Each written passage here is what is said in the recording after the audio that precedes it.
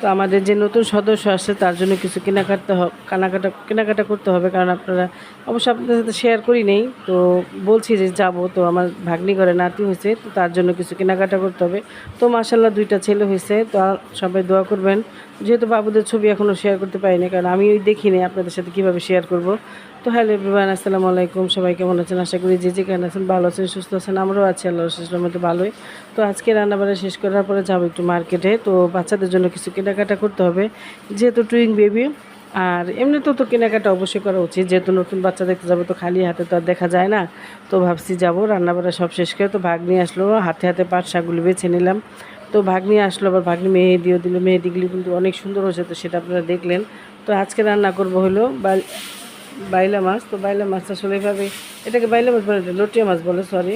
তো লটিয়া মাছটা গাছে রান্না করবো এইভাবে করে। তো আমি এইভাবে রান্না করি, কী কেমনে রান্না করেন সবাই কমেন্টে জানাবেন। তো আমি এখানে একটু লেবু চিপড়ে ভিজা রাখছিলাম ধুইয়া। তো যেহেতু বাইলা মাছের একটু একটু লটিয়া মাছের একটু গন্ধ থাকে, সেটা থাকে না।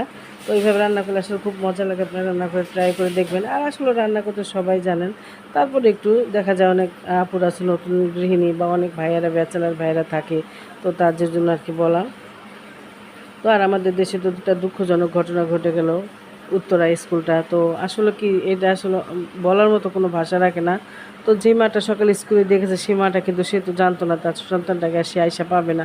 আর আমার কাছে অনেক কষ্ট লাগছে যে জুনায়েতের বাবা এমনভাবে কান্না করতেছে, একটা বাবা হয়ে কীভাবে আহাজারি করতেছে তার ছেলেটাকে, সে সকালে বাইকে করে দিয়ে গেছে, কিন্তু এখন এসে সে কান্না করতেছে। আসলে হাজার হাজার বাচ্চার মায়েরাই কিন্তু কান্নাকাটি করতেছে। তো আসলে এটা খুব দুঃখজনক ঘটনা। তো আল্লাহ যেন ওই মায়েদেরকে মনোবল শক্তি বাড়ায় দেয়, ধৈর্য ধারণ করে, আর সন্তানদের যে আল্লাহ ফিরিয়ে দেয়। তো যারা মারা গেছে তাদেরকে আল্লাহ যেন জান্নাতবাসী করেন। তো যাই হোক, তো এখন এই তো আমার লোটে মাছটা কিন্তু অনেকটা হয়ে গেছে, আর এখানে মেহেদি দিছে ভাগ্নি। তো মেহেদিটা কিন্তু অনেক সুন্দর হয়েছে। তো একটু ফর্সা মানুষ মেহেদি দিলে কিন্তু ভালোই লাগে, সুন্দর লাগে। তো আর এখনকার মেহেদিগুলি না একটু ঝটপট লাল হয়ে যায়, কিন্তু আবার থাকেও কম দিন। তো এই তো দেখেন মেহেদিটা অনেক সুন্দর হয়েছে।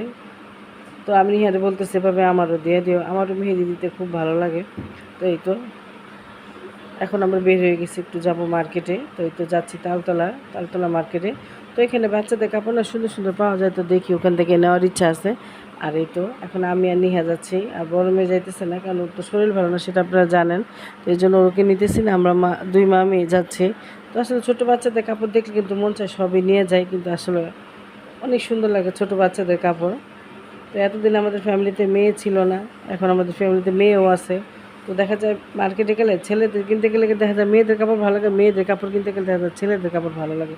তো এই হলো অবস্থা আর কি। তো মার্কেটে মোটামুটি ভালোই ভিড় আছে। তো আমরা একটু সকালে আসছিলাম, যেহেতু দুপুরে রান্নাবাড়ার পরে এসে পড়ছি আমি, যেহেতু যাওয়ার কথা ছিল, কিন্তু আজকে আর যাওয়া হবে না, যেহেতু আজকে হলো জামাইদের মিটিং আছে, তার সেই জন্য আর যাওয়া হবে না। আগামী সপ্তাহে আল্লাহ বাঁচালে যাব।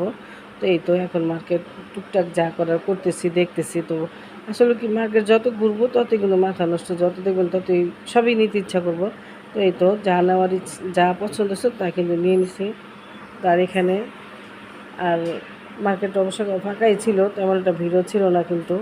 আর কাপড়গুলো দেখতে খুব ভালো লাগতেছে, আর বড় বড় বাচ্চাদেরও কাপড় খুব সুন্দর ছিল। কারণ ওইরকম কেনাকাটা নেই, কিছুদিন আগে আমরা কিন্তু মার্কেট করছি। তো সচরাচর কিন্তু এখন আর মানুষ কম বেশি সবসময় মার্কেট করে, টুকিটাকি কেনাকাটার উপরেই থাকে। আর আমরা যখন ছোট ছিলাম শুধু বছরে একবারে বাবা মা মার্কেট করে দিত, সেইটা দিয়ে আমরা সারা বছর চলতাম, সুন্দর পরে পরে আবার ধুয়ে রেখে দিতাম, যত্ন করে রাখতাম। আর এখনকার বাচ্চারা তো সবসময় মার্কেট করা হয়, সবসময় কেনাকাটা করা হয়, তাদের আসলে কাপড় চোপড়ে তেমন একটা যত্ন থাকে না। তো এই তো এখানে বাচ্চাদের ড্রেসগুলো অনেক সুন্দর ছিল। তো আমার ভাগ্নি ঘরে নাতি যে 2টা টুইং বেবি হয়েছে, তো শুনছি বাচ্চা 2টাই ফর্সা।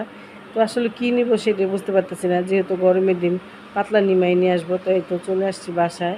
তো আমি অবশ্য বাচ্চাদের জন্য কাপড় চোপড় কিনে বেশিরভাগ সুতি পাতলা এগুলি কিনে, আমি জর্জেট পছন্দই আমার ভালো লাগে না, কারণ জর্জেট কিন্তু সবসময় পরা যায় না। তো যা আনছি সবসময় পরানোর মতোই আনছি। আর এই তো গ্রামীণ চেকের 2টা ফতুয়া আনছি। তো ফতুয়া 2টা খুবই সুন্দর ছিল, পাতলা ছিল, কারণ পরায় আরাম পাবে। আর এই তো এখানে আরও কিছু কাপড় আনা হচ্ছে, সবই আপনাদের সাথে শেয়ার করবো একে একে। তো আল্লাহ যদি বাচ্চা সামনের সপ্তাহে আমি আর আপনি ভাইয়া যাব বাচ্চাদেরকে দেখতে। আর আমার খালাতো বোনের থেকে খালাতো দুলাভাইয়ের কথা অনেক বেশি উনি খুব ভালো একটা মানুষ, আর আমাদের দুলাভাই লাগে। তো ওনার মতো আসলে উনি যেরকম আমাদেরকে ভালোবাসতো, আমার বড় বোনের জামাই আমাদেরকে এতটা ভালোবাসে নাই। সে আপন হলে কী হয়েছে, কিন্তু ওনার অবদান অনেক বেশি। ওনার কথা আমরা সবসময় সব ভাই বোনই বলি, আমার আপাও বলে যে না, উনি অনেক ভালো মানুষ। আর উনি অনেক খুবই অন্যরকম মানুষ একটা ছিল দুলাভাই। তো নিজের থেকে অনেক সময় হয় না, আপনেতে পর ভালো পরেতে জঙ্গলে ভালো হয়, তো ওইরকম আর কি। তো আমার দুলাভাইটা অনেক সরল সোজা মানুষ, তো গেলে অবশ্যই শেয়ার করবো আপনাদের সাথে। তো সে তো মহা খুশি, তার 2টা নাতি হয়েছে। আর এখানে একটা আয়না আনছি আপনাদের ভাইয়ের জন্য। উনি ঘরেই শেভ করে, ঘরে মাথায় চুলে কালি দেয়, আর আলমারি টালমারি সব নষ্ট করে ফেলে। এই জন্য তার জন্য একটা আয়না আনলাম, আর ছোট্ট একটা বক্স আনলাম। তো আজকে ভিডিও এখানে শেষ করলাম। আপনি ভালো থাকুন, সুস্থ থাকুন।